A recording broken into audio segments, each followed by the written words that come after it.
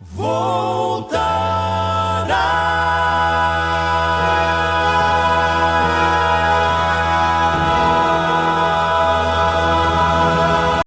A todos que estão comigo neste canal, a graça e a paz da parte do nosso Senhor Jesus Cristo. Estamos aqui para a nossa 18ª aula sobre escatologia bíblica.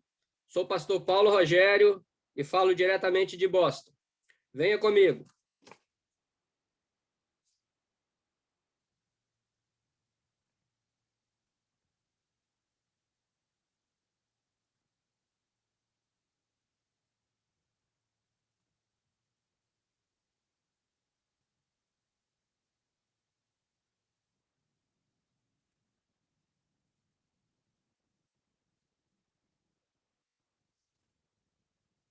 Aula número 18.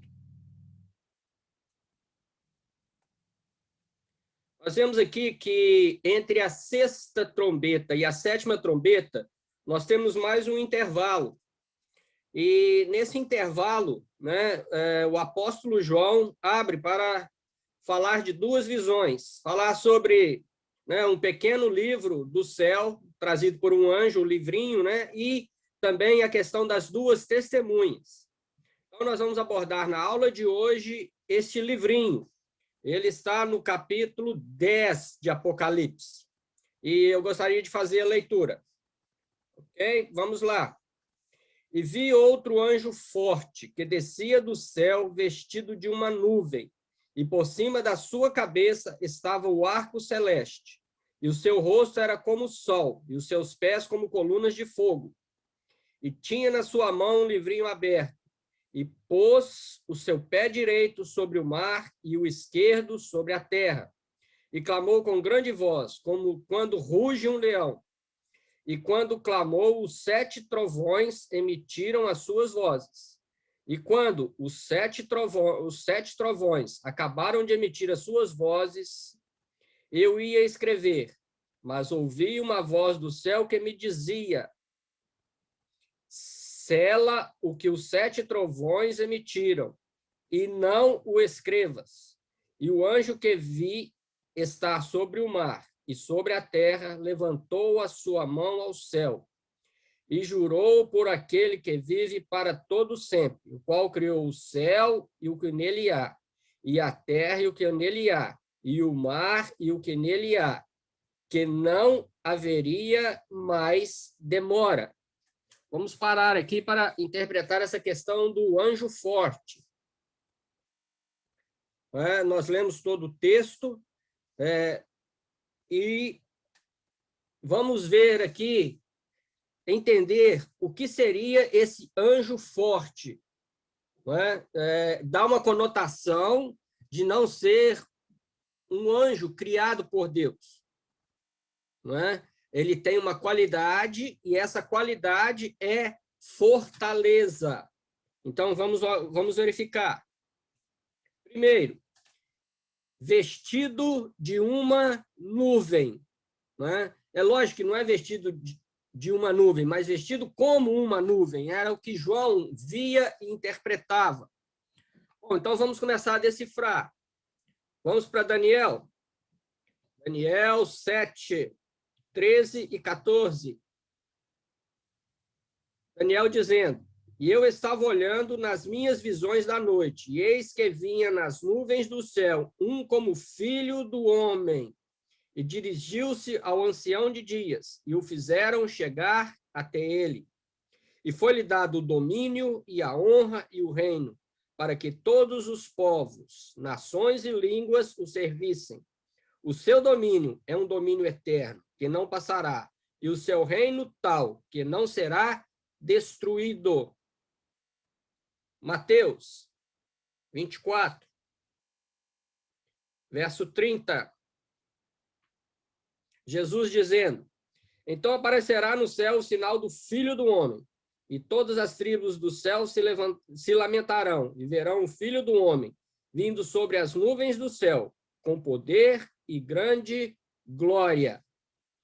Então, nós vemos aqui 2 textos, um ainda não se cumpriu, de Mateus ainda não se cumpriu, O de Daniel também ainda não se cumpriu, mas nós vemos a questão de nuvem, a questão, né, justamente de esse anjo forte. Segundo, arco-íris sobre a sua cabeça. Vamos para Ezequiel. Ezequiel 1, 26 a 28. E por cima do firmamento, que estava por cima das suas cabeças, havia algo semelhante a um trono que parecia de pedra de safira. E sobre essa espécie de trono havia uma figura semelhante à de um homem, na parte de cima sobre ele.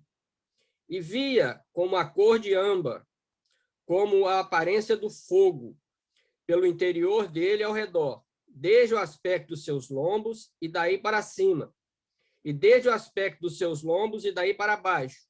Vi como a semelhança de fogo e um resplendor ao redor dele, como o aspecto do arco que aparece na nuvem no dia da chuva, quer dizer, o arco-íris. Assim era o aspecto do resplendor em redor. Este era o aspecto da semelhança da glória do Senhor. E vendo isso, caí sobre o meu rosto e ouvi a voz de quem falava. Nós vemos aqui que no 26, no final, fala que figura semelhante a de um homem. Ok? Então, mais uma característica aqui do anjo forte, né? Nós vemos que ele vem vestido de uma nuvem e tem um arco-íris sobre a sua cabeça. O seu rosto brilha como o sol. Malaquias, capítulo 4.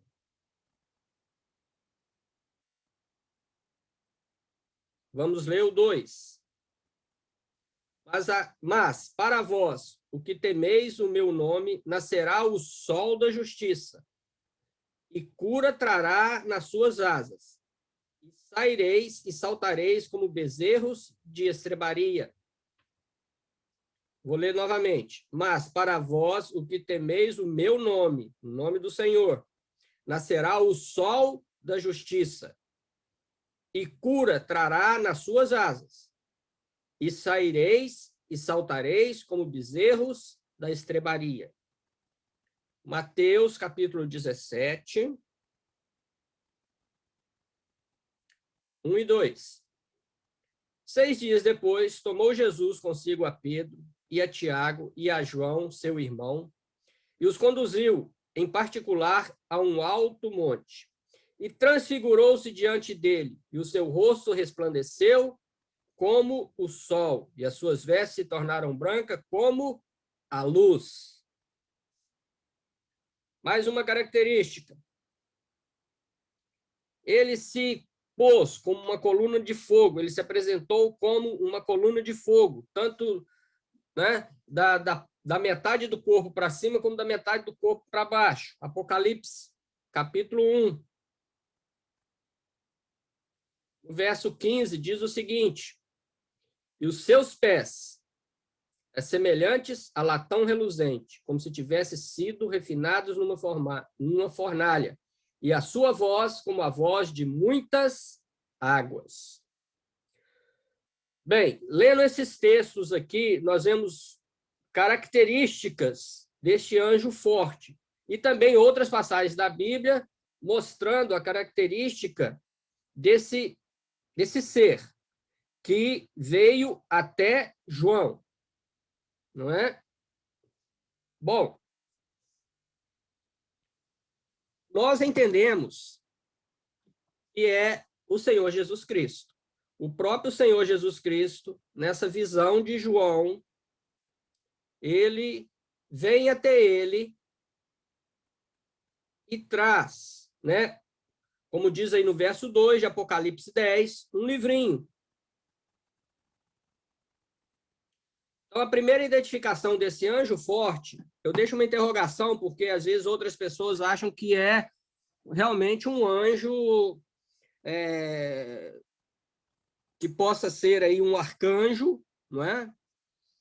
Mas, na minha opinião, é o próprio Senhor Jesus Cristo que vem até João. Nós vemos nas nossas passagens que lemos aí, que vestido de uma nuvem mostra claramente o Senhor Jesus. Que ele vem vestido, ele vem nas nuvens. Outra, o arco-íris sobre a cabeça. O seu rosto brilha como o sol. E ele se põe como uma coluna de fogo. Em todas essas passagens, essas 4 características, nós vemos a pessoa do Senhor Jesus Cristo. Então, foi o Senhor Jesus, ao nosso entender, que trouxe esse livrinho até João. Bom, os seus pés. O direito estava sobre o mar e o esquerdo estava sobre a terra.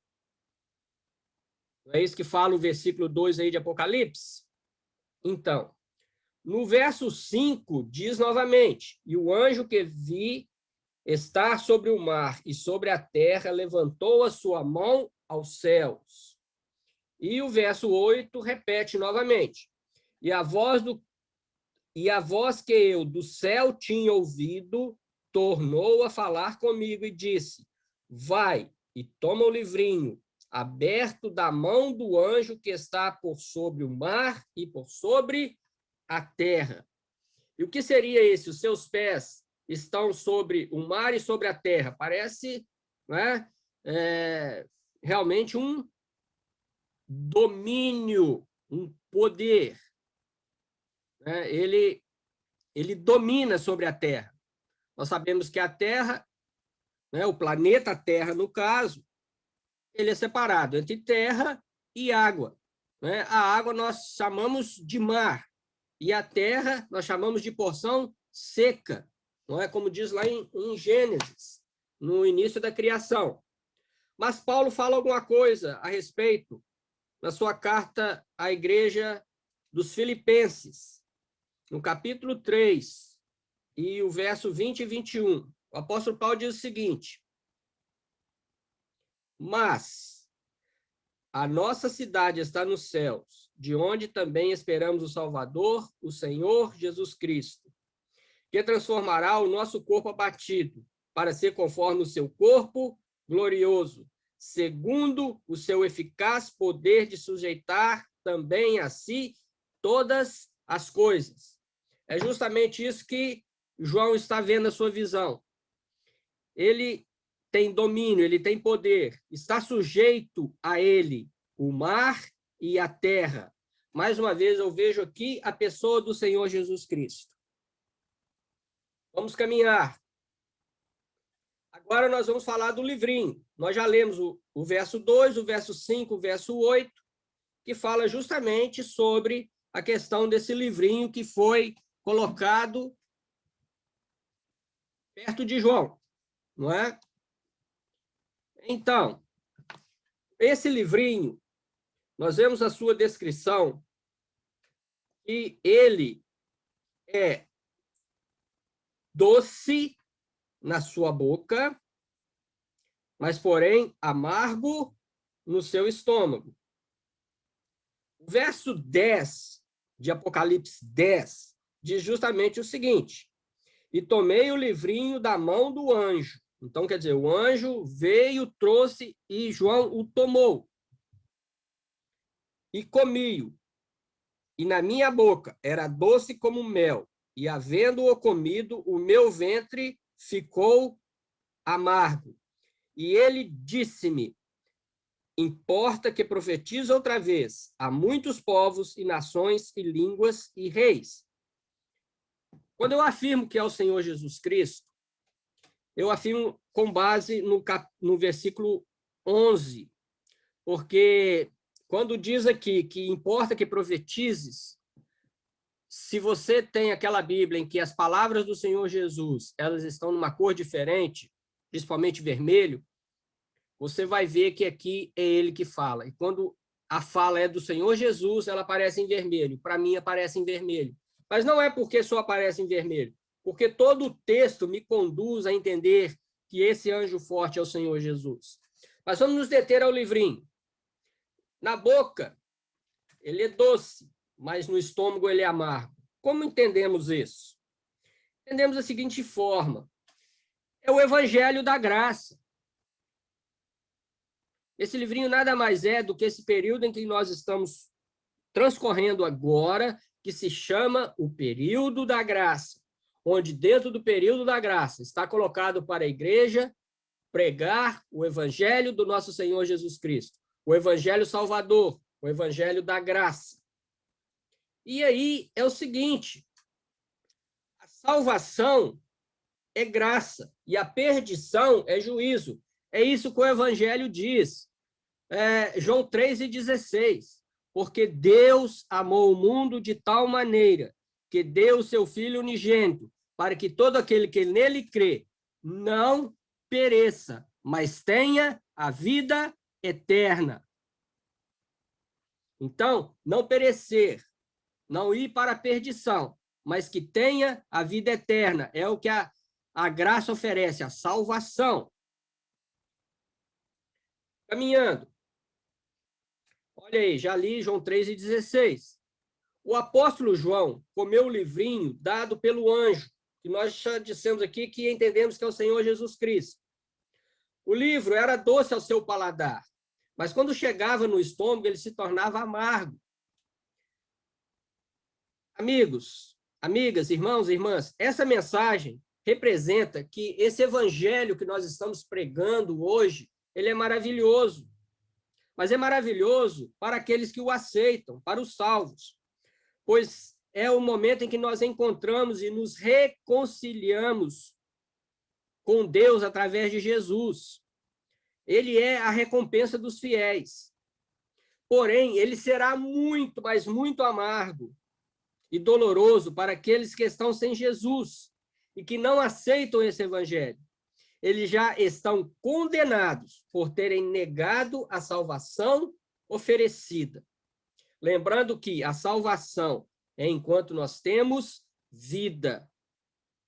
Após a morte, será dado 2 destinos: salvação eterna ou perdição eterna.